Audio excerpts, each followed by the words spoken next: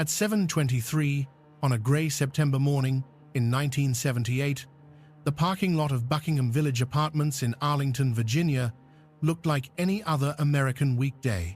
Thin mist hung over rows of identical sedans. Somewhere a morning show bled through thin apartment walls. A canned laugh track floated into the damp air. From the corner of the lot, if someone stepped just far enough between two maple trees and turned their head at the right angle, they could see it. A dull, five-sided slab of concrete and glass on the horizon. The Pentagon. Special Agent Michael Warren watched that horizon through the windshield of a government Ford, coffee cooling between his hands. He had already been there almost an hour, engine off, windows cracked just enough to keep them from fogging. This was not the work that made it into recruiting posters. It was surveillance of nothing in particular. His subject, a 51-year-old man named Rudolph Ael, had not yet left his second-floor apartment. The file said Ael worked for a defense contractor as some kind of civilian analyst, divorced, no kids, paid his rent on time, no foreign travel since a short trip to Canada in 1969. 100,000 men like that lived in the orbit of Washington. Warren finished the last of his coffee, the paper cup gone soft in his grip. He meant to drop it into the paper sack he was using as a trash bag. When he crushed the cup, it slipped from his hand and hit the floorboard with a soft slap. Something else moved with it, sticking halfway out of the crumpled paper. A small, stained rectangle. He bent down, pinched it free, and unfolded it on his knee. It was a coffee receipt, the paper rough from having gone through a wash cycle, the logo at the top, a stylized coffee cup over the words, "The Daily Grind," meant nothing to him at first. The timestamp did, 2 days earlier. Georgetown, paid in cash. Warren frowned. Georgetown was 8 miles away. According to the surveillance summaries he'd been given, Ael bought his morning coffee at the 7-Eleven on the corner 3 or 4 times a week. Always there. Always on his way to the office in Crystal City. He turned the receipt over. Along one edge, where the ink had bled slightly into the paper fibers, someone had written something by hand in small, neat letters. The coffee stain had washed it out in places, but most of it was still legible. Package delivered. Confirm receipt by usual method. The line sat on his knee, harmless, almost banal. Package delivered. Confirm receipt. Words that could mean everything or absolutely nothing. Warren read it again. Then he looked up through the windshield at the building where Ael lived. A single balcony on the 3rd floor. Metal railing just starting to rust. Thin curtains drawn. A place from which, on a clear day, you could see the Pentagon's flat roofs and parking lots and the narrow roadways threading in and out like vascular lines. He did not know it yet, but the piece of trash on his knee, worth maybe $1.45 when it was printed, had just put an end to 26 years of careful invisibility. Years earlier, on the other side of the world, winter had settled over Moscow like a lid. The late 1950 seconds were not the high drama of the missile crisis. Not yet. They were something slower and more quietly dangerous. The Soviet Union had detonated its first hydrogen bomb in 1953, closing the nuclear gap faster than Washington's analysts had predicted. A new kind of balance emerged, fragile and mathematical. Whoever saw first and struck first might also be the last one to be struck. In that new equation, information was worth more than divisions. Every diagram of a radar array, every blueprint of a sonar system, every list of names in an office down the hall from someone important, each became a small weight on the scale. The Americans responded by building systems. The Pentagon, finished in the middle of a different war in 1943, turned into the literal architecture of those systems. 17 miles of corridor wound around a hollow courtyard. More than 20,000 people walked those hallways every workday. Officers, clerks, civilians, with badge photos taken under fluorescent lights.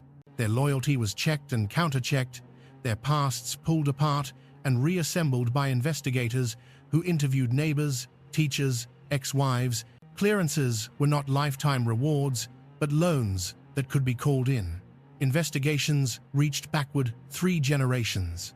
Religion, drinking habits, gambling debts, any hint of foreign influence, all of it went into the files. Periodic re-investigations scraped at anything that might have been missed. The walls of the building were thick, the doors locked, the corridors patrolled, but the building sat in a real city, and real cities could not be locked. In Arlington, across the river, apartment complexes sprouted like concrete crops to house the clerks and analysts and engineers who worked in or around the Pentagon. Thin walls, shared laundry rooms, small balconies with rusting rails, carpets that retained the smell of whoever had lived there a decade ago. From the air, the pattern was clear. Circles of ordinary life surrounding one meticulously guarded center. In an office building on 10th Street NW, the Washington field office of the FBI tracked those circles. Agents drove quiet sedans through their streets, parked in their lots, listened to their televisions bleeding through drywall. From the outside, it was routine.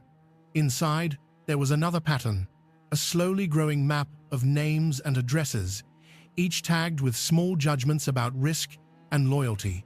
And hovering behind all of it, in every training lecture at Quantico, in every interoffice memo about subversive elements, was a shadow institution on the other side of the world.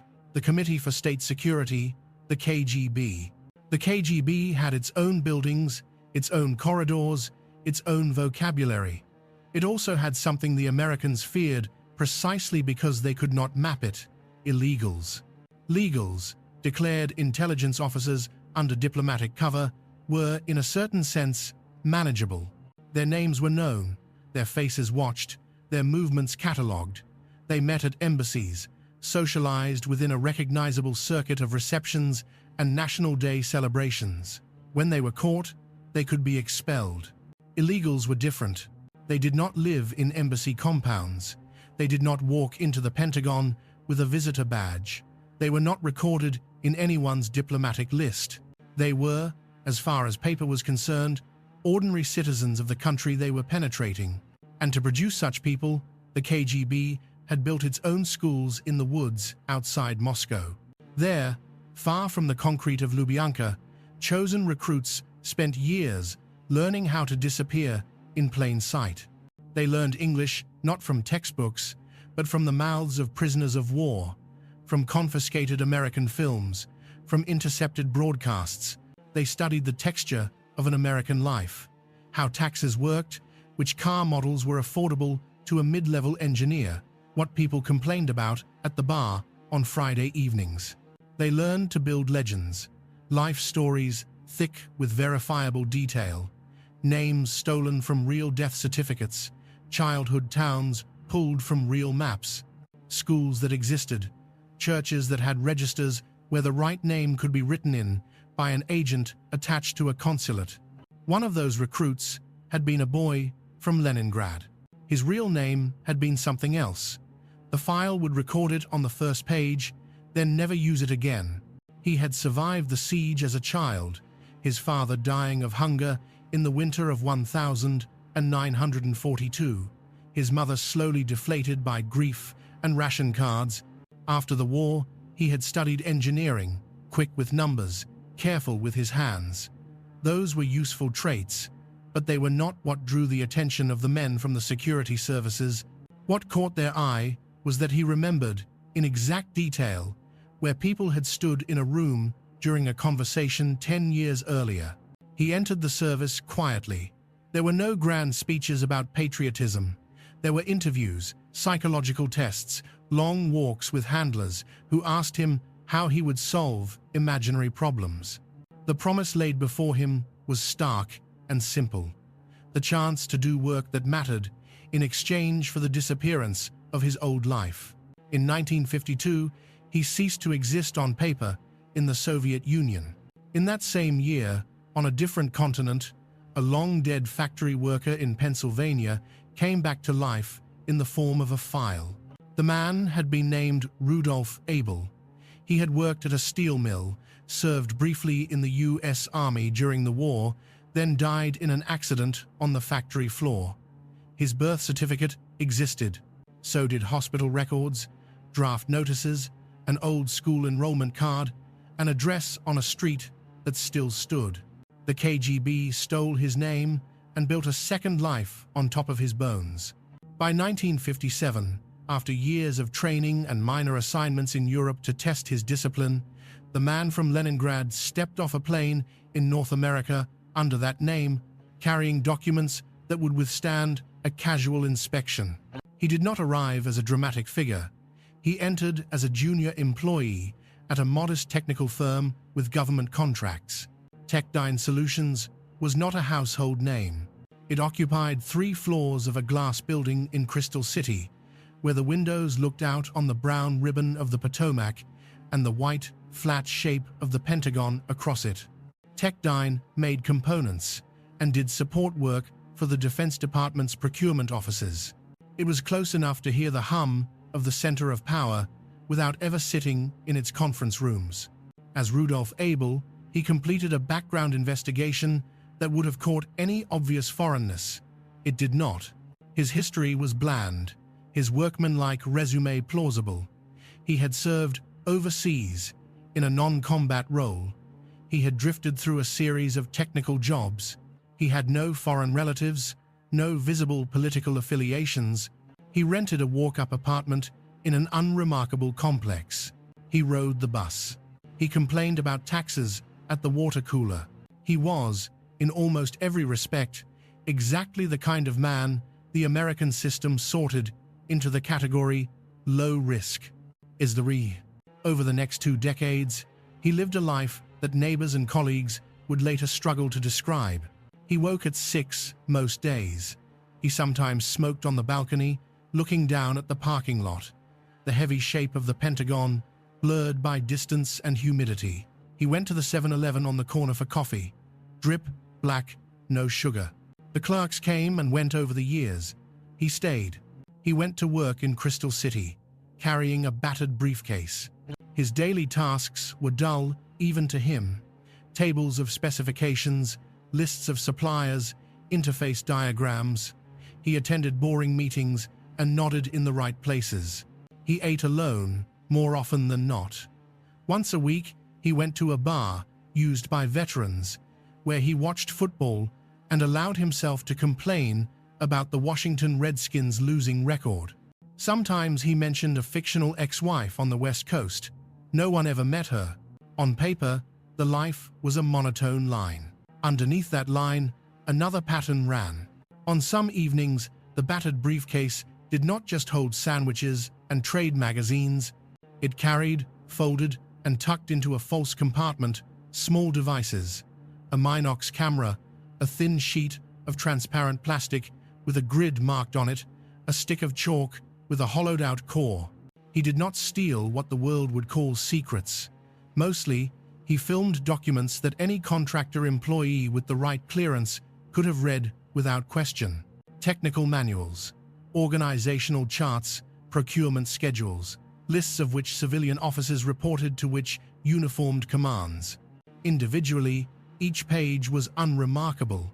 Together, when reassembled on another continent, they formed a picture of how a massive institution thought about itself. To communicate, he did not walk into embassies or make suspicious phone calls. He used methods designed, as his instructors had told him, to look like trash. Messages were written on ordinary paper, in ordinary ink. Sometimes they were hidden under the cheap glue of a postage stamp. Sometimes they were written in a faint second layer of pencil that only became clear when rubbed with a certain solvent. Sometimes they were on the back of things that no one ever kept: receipts, bus tickets, dry cleaning tags. Dead drops were built into the fabric of the city. A brick that came out of a wall behind a coffee shop, a loose board under a stairwell, a hollow metal post in a park, a pattern of chalk marks on a mailbox told both sides when something had been left or taken. For 26 years, the system worked because it required almost nothing visible. On the American side, The system watching for such men also worked in its own way. It produced memos, checklists, index cards. It produced men like Michael Warren, sitting in cars with coffee cups.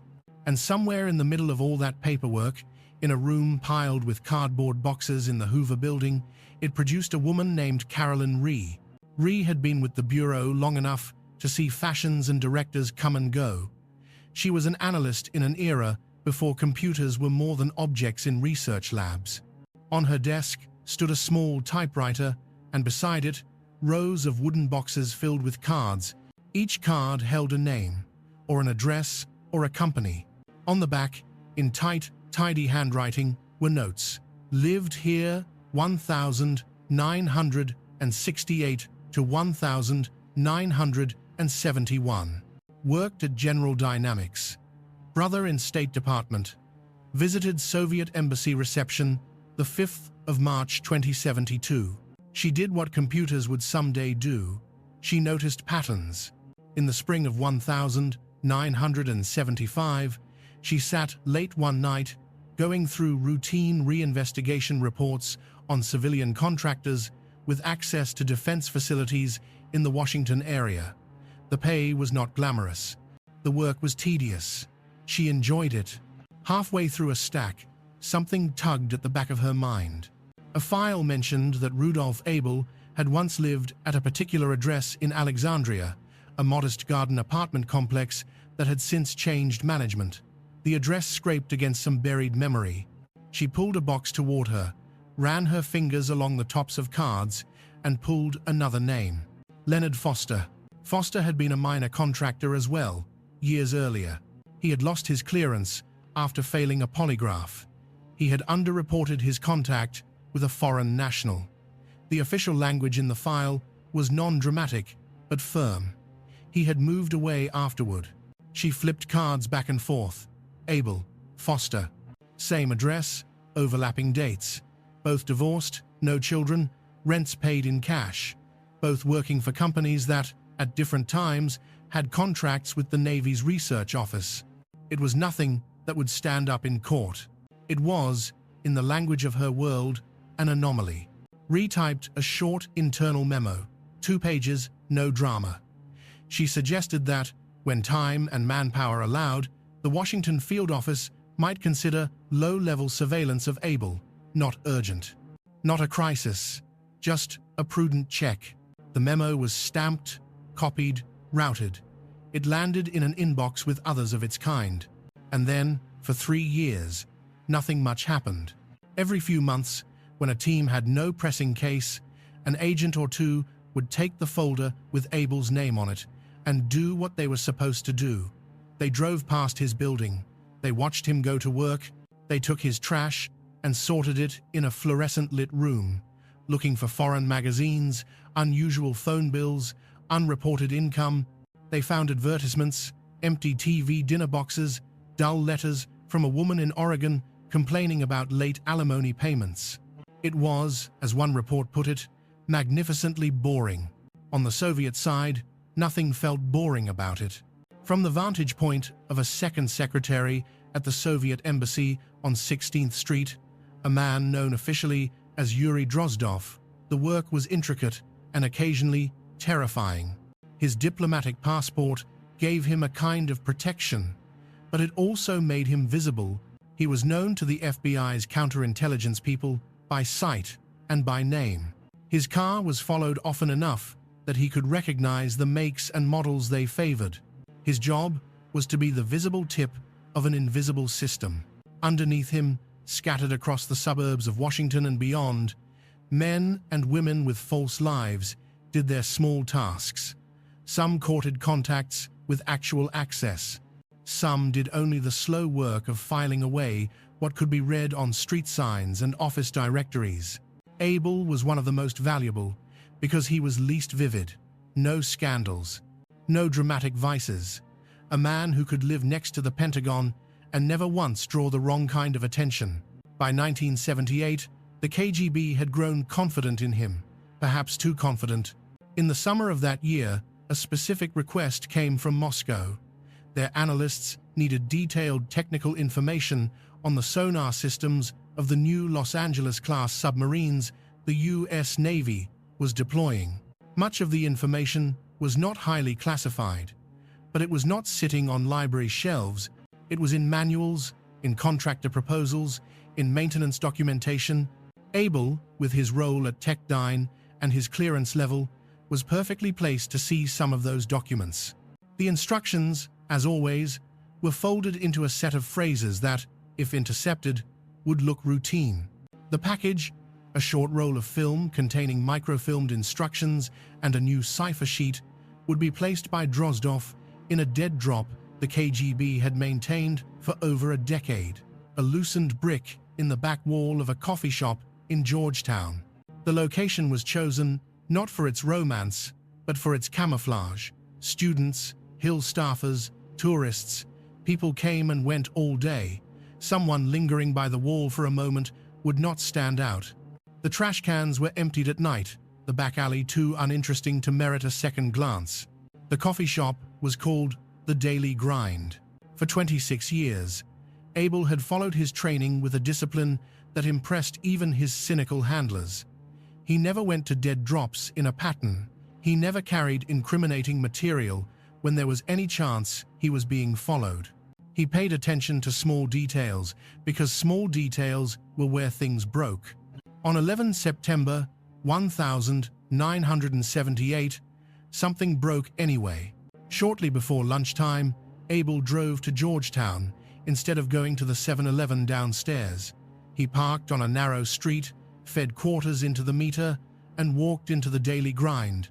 He purchased a coffee and a pastry. He paid in cash.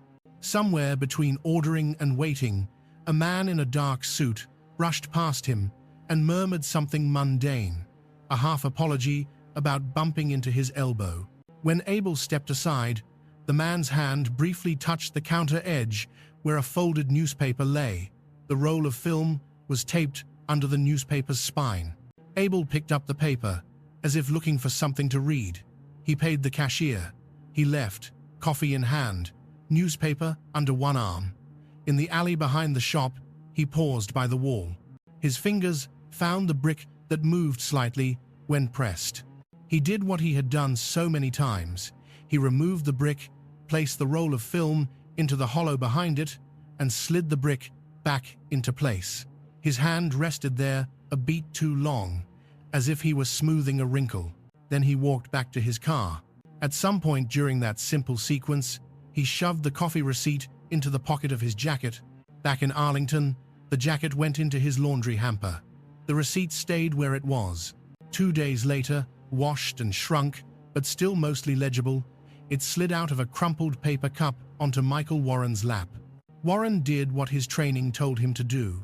He did not jump to conclusions. He did not dramatize. He folded the receipt carefully and slid it into his notebook. Then he went back to watching the building. At noon, Ael emerged, carrying his worn briefcase. He walked to his car, got in, and drove toward Crystal City like any other day. Warren followed long enough to confirm the pattern, then peeled off. He did not go back to the office immediately. Instead, he drove across the river, found a payphone, and called the duty agent at Washington Field. He read the note on the back of the receipt, gave the name of the coffee shop, and reported his observations. The duty agent suggested he bring it in and log it like any other piece of possible evidence. Warren hung up the phone and looked at the traffic creeping down M Street. Georgetown was only a few blocks away. He turned the car key and let curiosity steer. The Daily Grind was exactly what it appeared to be, an overlit, slightly shabby cafe catering to people who needed caffeine more than ambiance. He stood in line, bought a coffee he did not want, and asked for a receipt. When it printed, he compared the logo and format to the one in his notebook, identical. He looked around. The front room was crowded with students and office workers. He moved toward the back as if looking for a quiet corner. A narrow hallway led to the restrooms and, beyond a fire door, to the alley where the garbage bins sat. Warren slipped outside, coffee in hand. The alley smelled of coffee grounds and wet cardboard. A brick wall ran along one side, broken only by a metal door and a ventilation grate. He walked slowly past it, taking in each brick, each crack, each place where the mortar looked newer or older. Halfway down, he saw it. One brick near waist level, slightly discolored, its mortar line finer than its neighbors. It was a detail he might have missed on any other day. He let his fingers brush the wall casually as he walked.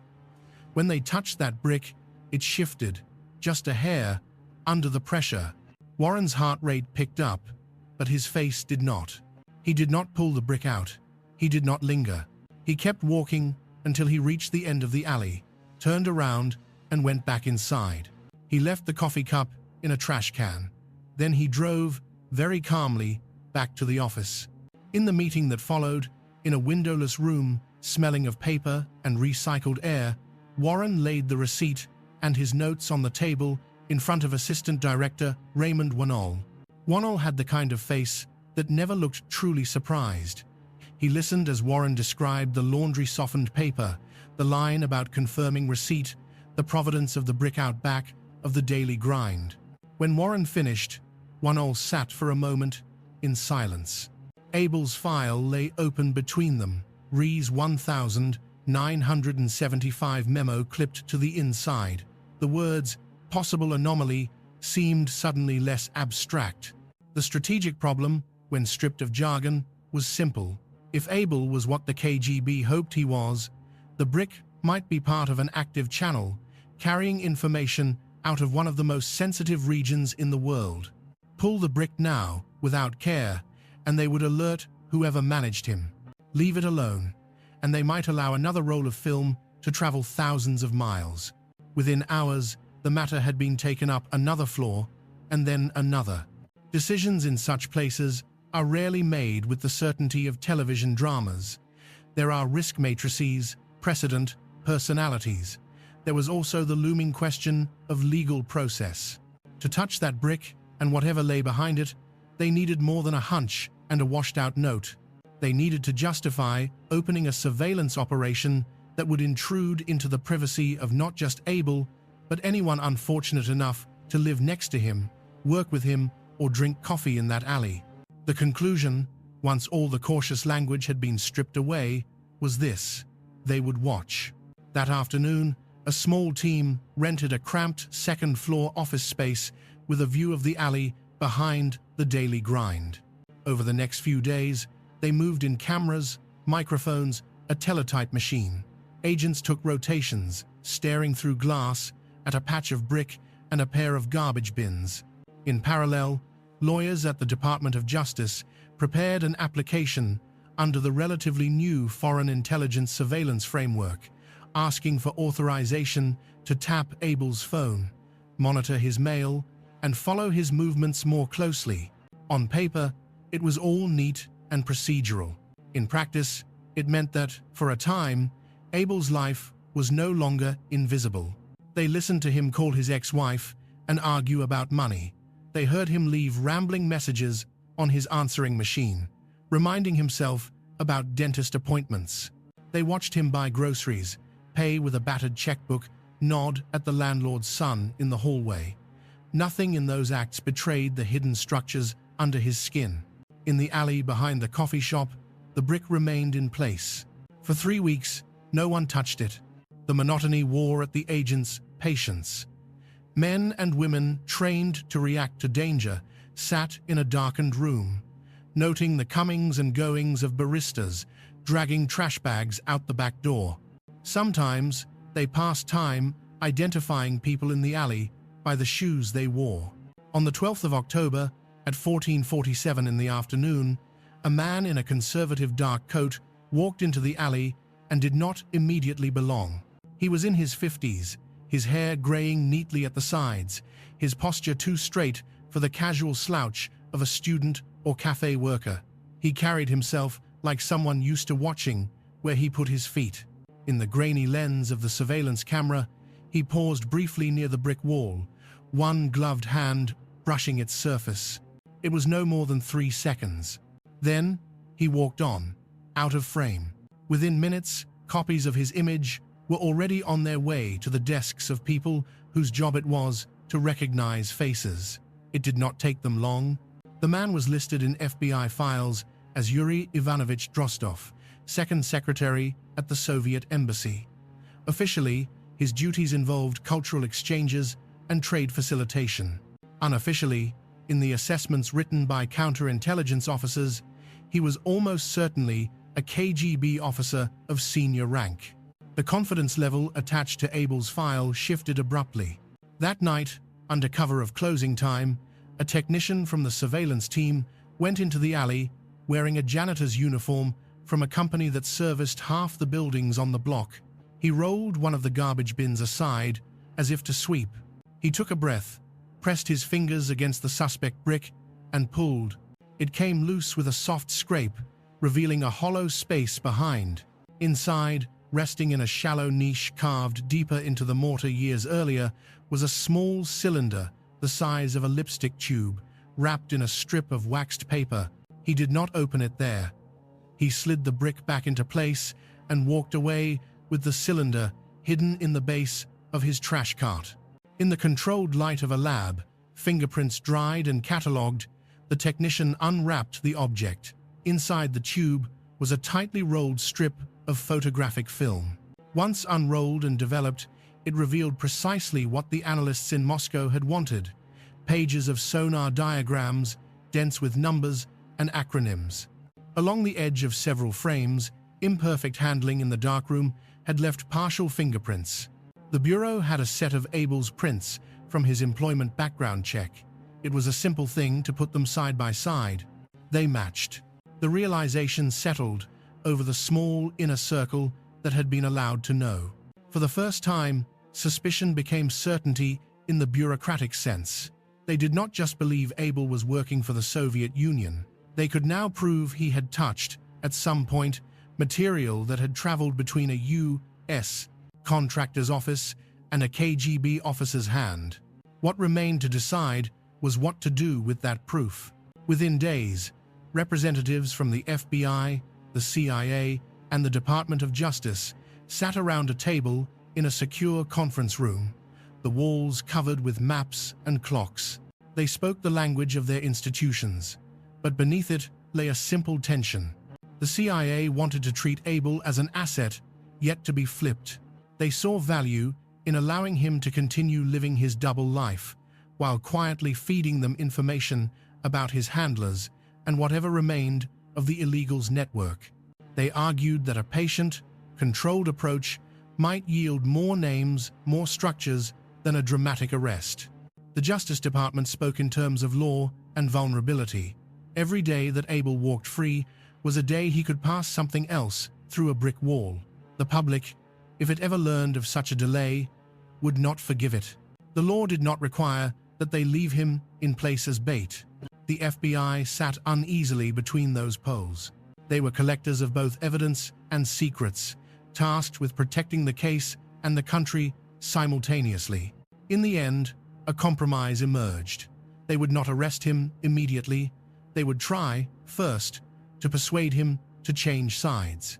If he agreed, they would have a double agent inside a system that until then had been opaque.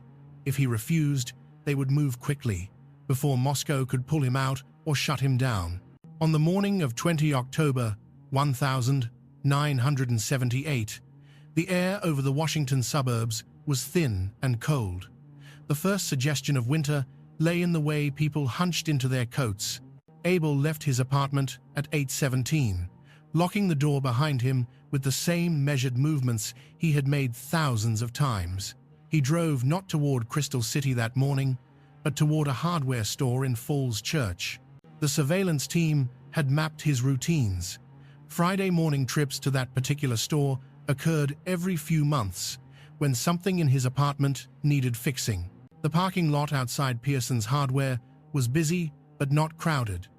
Abel pulled into a space near the edge. As he stepped out, a man approached from his left, wearing a plain suit, his FBI badge not visible yet, but ready in his pocket. The two men spoke in the cold air for several minutes. Whatever actual words were exchanged, the Bureau's reports would later reduce the encounter to a sterile description. Subject was approached by S.A. Warren, identified, and requested to accompany him for a voluntary interview. Ael agreed. He got into the bureau car without being handcuffed. Inside the vehicle, with the windows fogging slightly and the heater ticking, Warren laid out the situation with the clarity required of someone who might one day have to repeat these facts in court. They had the dead drop, they had the film, they had the fingerprint match, they had documentation of contact, however indirect, between Ael and an identified KGB officer. He did not raise his voice, he did not threaten. He explained. Ael listened. When Warren mentioned the receipt, the washed and wrinkled rectangle that had led him into a Georgetown alley, Abel's eyes closed briefly. The official record would describe his reaction in neutral language. Warren, writing later for himself, was less guarded. He described it as the moment a man who had spent half his life balancing on a narrow line suddenly understood that he had stepped, without noticing, onto the empty air beside it. Ael understood what being caught meant. He also understood, perhaps more clearly than the men in the car with him, what being turned would mean. Somewhere, a child he had last seen in Leningrad decades earlier had been told her father died in a factory accident. Her life, her identity, her private explanations for absence and grief had all been built around that lie. To reappear in her story now, not as a resurrected worker, but as a long-running Soviet agent captured in the capital of his enemy, would not repair anything. It would merely shatter a different life. To accept the offer and become a double agent would be to walk deeper into a labyrinth with no exits. He would betray men who had managed the same kind of invisible existence he had. He would place his remaining days at the mercy of institutions he had devoted his adult life to opposing. He had made his bargain years earlier, when he accepted a different passport and let his old name fall off the map. There was a bleak integrity in not trying to renegotiate it. After the car ride ended, the voluntary interview turned into formal custody. The lawyers who had written affidavits for surveillance now drafted charges. The word espionage slid into place in the appropriate sections of the code. Ael was taken first to the Washington field office, then to the Alexandria detention center to await further processing. He was searched, logged, assigned a cell, given a blanket. Somewhere between the first interrogation and the second, he asked, in the flat tone of someone inquiring about the weather, for paper and a pen. The request was granted. He was not given anything that could be easily used as a weapon. A cheap ballpoint, a pad of lined paper. He wrote for a long time. The guard on duty noted the activity without comment. Prisoners, especially educated ones, sometimes clung to writing as a last expression of control. When he finished, he folded the sheets in half and pressed them into the hands of the only person in the building he had interacted with more than once, Michael Warren. He asked that the packet be given to the man in charge of these things if anything happened to him.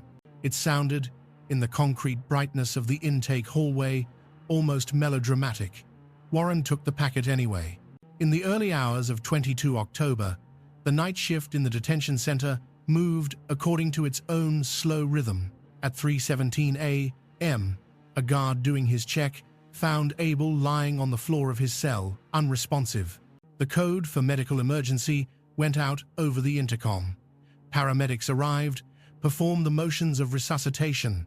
He was transported to the nearest hospital, where a doctor wrote, in careful handwriting, the cause of death: massive myocardial infarction, heart attack. In another time and place, the matter might have ended there, with the body placed in a bag and a chart filed.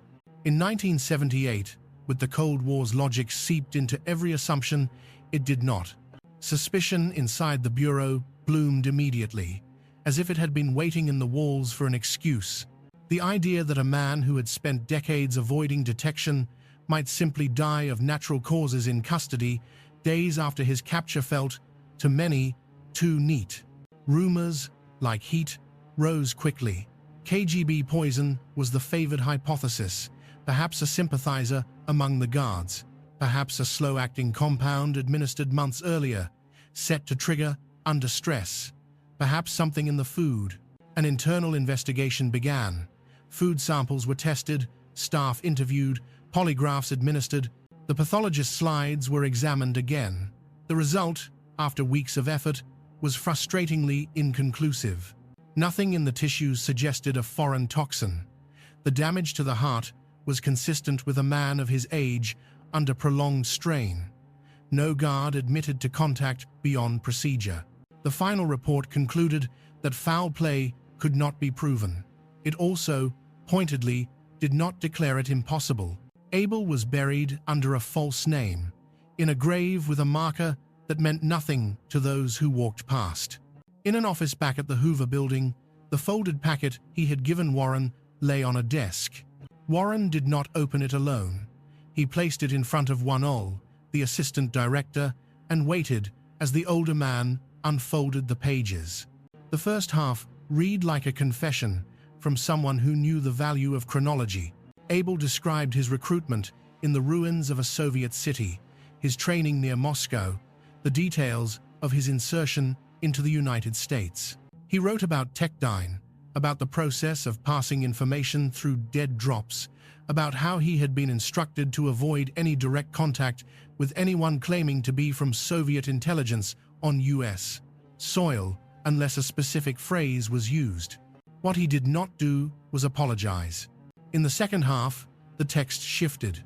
He wrote names, not birth names, cover identities, like his own. He listed addresses to approximate ages, the general nature of their assignments. 7 individuals, 2 in the Washington area, others further afield, living in towns whose names did not make the news.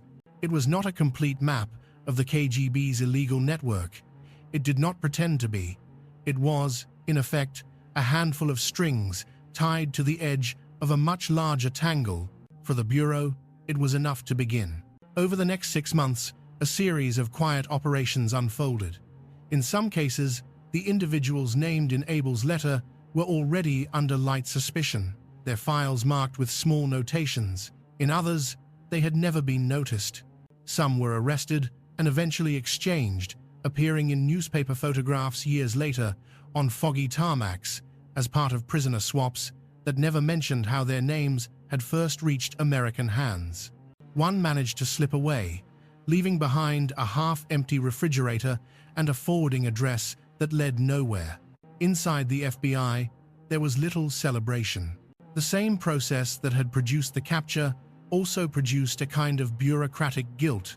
If Rhee's memo in 1975 had been taken more seriously, if the anomalies had been acted on with more urgency, if someone had gone to the Georgetown alley 3 years earlier, all the conditional clauses occupied conversations in hallways and in the privacy of troubled consciences. Ael declined some public honors. He retired a few years later, officially for personal reasons. Rhee received a commendation letter, typed on heavy paper and signed in ink, but no corresponding promotion.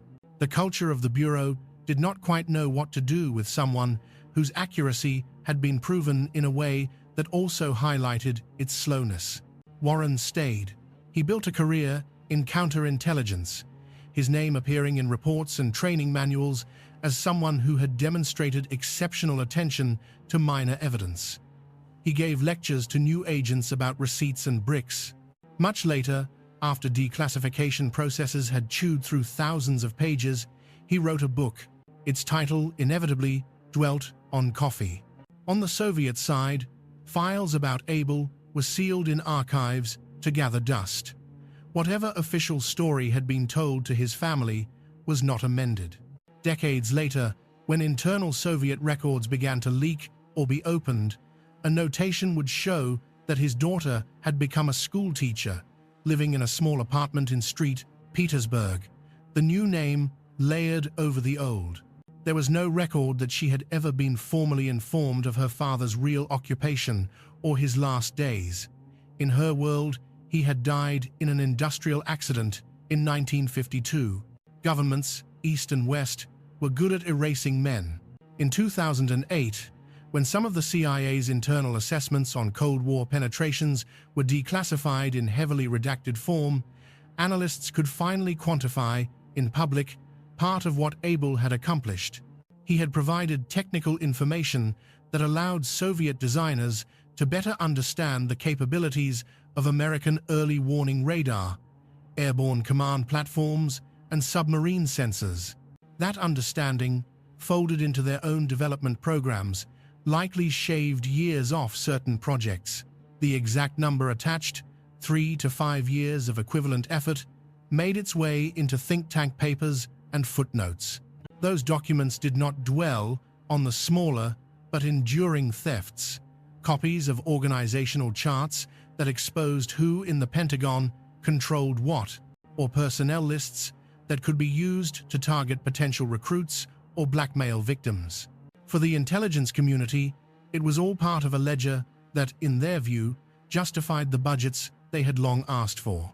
For those trained to see the world only in terms of advantage and vulnerability, the Ael case proved that even the most heavily guarded institutions could be pierced not by dramatic moles, but by quiet men with access to the unclassified parts of classified systems.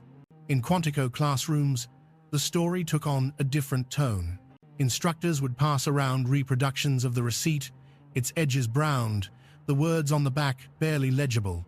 They would show slides of the alley behind the daily grind, then of the same wall years later, after renovations, when the brick had been replaced and the dead drop bricked over as if it had never been there. They talked about paying attention, certainly. They talked about the importance of not dismissing anomalies because of workload or fatigue. What they could not quite teach, because it could not be broken into bullet points, was the role of accident. All the systems, Soviet and American, had been designed to minimize it. Training drilled away casual habits, procedures smoothed over individual impulses. And yet the event that cracked open 2.5 decades of careful concealment came down to something both profoundly human and impossible to plan for.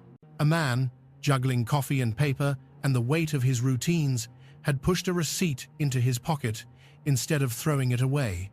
A washing machine had not destroyed it. A surveillance agent, bored in a cold car, had allowed his gaze to settle on trash in the footwell. From that point, institutions took over, but the spark had been random. The cost of that accident was not paid only in years of prison or staff embittered by internal reviews. It was paid in something less measurable. It was paid in the small, private world of a woman in St. Petersburg who continued, unknowingly, to tell her own story about her father's absence. It was paid in the apartments in Arlington and other places where neighbors, years later, would learn that the quiet man they had nodded to over laundry baskets had never really been who he claimed. It was also paid in the sanity of societies that, generation after generation, were asked to accept that any ordinary space, a coffee shop, an alley, a hardware store, might be the stage for acts that would never be fully acknowledged. Today, the original coffee shop is gone. The location houses a different brand, its green logo familiar on every continent. The back alley has been repaved. New bricks line the wall. Students lean against it to smoke or check their phones, unaware that once a brick, there had a hollow core. In Arlington, Buckingham Village has been renovated in places, left untouched in others. Young professionals and mid-career civil servants sleep in rooms where, decades earlier, a man lay awake wondering if his heart would hold out long enough to deliver one more roll of film. Somewhere in an archive, in a box labeled with a case number rather than a name, a plastic sleeve holds a small rectangle of paper. The ink has faded towards sepia. The coffee stain has blossomed at one corner. The back still carries, in thin letters, the instruction that turned into a sentence: package delivered. Confirm receipt by usual method. The systems that surrounded that sentence have grown larger, more digitized, more complex. New buildings have been constructed. Old agencies have been renamed. Surveillance now travels through fiber optic cables and across oceans at the speed of light. But the underlying bargain remains. States require secrets. To protect them, they construct apparatuses of suspicion that, if left unchecked, can corrode the trust that makes ordinary life bearable. To obtain others' secrets, they cultivate people prepared to live and die as someone else. In between those two grindstones stand individuals: a watchful analyst with a box of index cards, a tired agent in a parked car, a man carrying a lifetime of falsehoods in his inside pocket. The story of the coffee receipt and the spy next to the Pentagon is, in the end, not only about tradecraft or geopolitical maneuvers.